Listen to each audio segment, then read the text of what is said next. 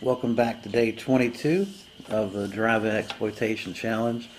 Got in 3 films, including this double feature from notorious director Roberta Findlay, Prime Evil and The Lurkers. Now this is a Vinegar Syndrome release, and the picture quality is outstanding. Sound, audio is great. Both films are scanned and restored from the original camera negative, 35mm negative. These are typical exploitation films from Roberta Findlay, who's, she started her career with her husband doing those 60s kind of nudie, cutie, nasty exploitation films, and then moved on to pornography and horror. And these are the couple of her horror efforts. She's not particularly talented, but you got to give her credit for trying, I guess.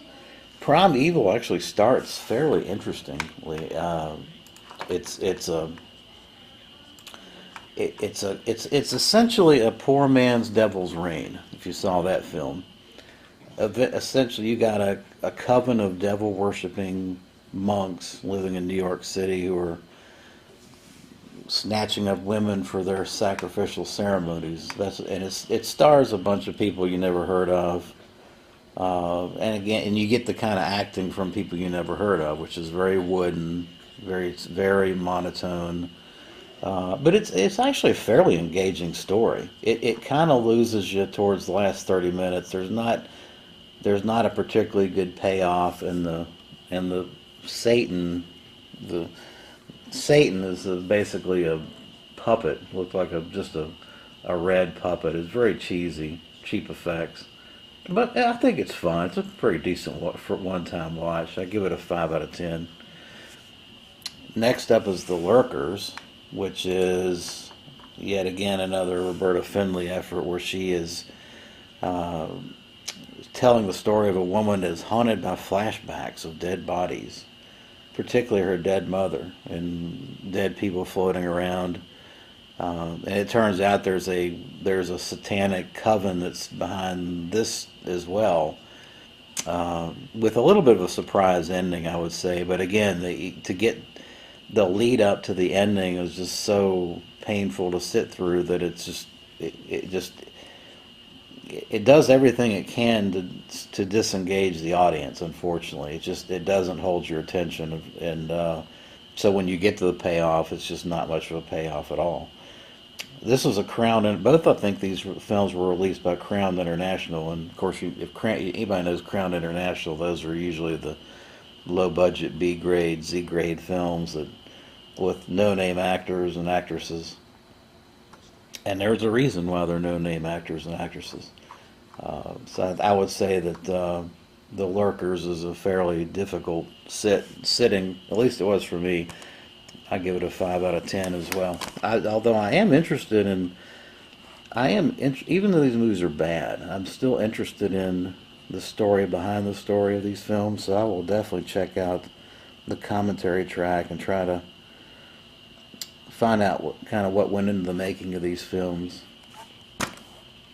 Next up is an interesting title. This is The Jigsaw Murders. I'd never heard of this film. This is a 1989 film by a guy named Yag Mundra. It sounds like it's basically directed and produced by a group of Indian financiers. It was also written by Yag. I don't know that he did anything other than this film, and I guess you can see why. He was not particularly talented. He does have a huge directorial filmography, I have to admit, but I've never heard of any of these films. It's probably a lot of these are films he did in India. Oh, he did Hack-A-Lantern. I'm sorry. Yeah, he did Hack-A-Lantern. Okay. This film stars a guy, TV star Chad Everett, and Chad is a cop whose daughter is also in a lot of these nude photo shoots. And it turns out the nude photo shoots are the girls in these nude photo shoots are getting killed off, and their bodies are being cut up into puzzle pieces. So once you set the basic story of the serial killer up, it's really just a police procedural with a payoff ending that kind of reunites the cop and his daughter and that type of thing. It's okay. I give it a 5 out of 10. It wasn't anything special, but I get this is another film that I think, just like the Roberta Findlay, I think this is one that I would have loved to have seen some special features on it. It also stars Yaphet Kotto as he's like a pathologist. I think Yaphet Kotto is a great actor, by the way. Anyway, this is a Code Red release. Unfortunately, it's sparse on special features other than an intro by the director. So yeah, that'll do it for the Jigsaw Murders, and that'll do it for day 22. Appreciate you watching.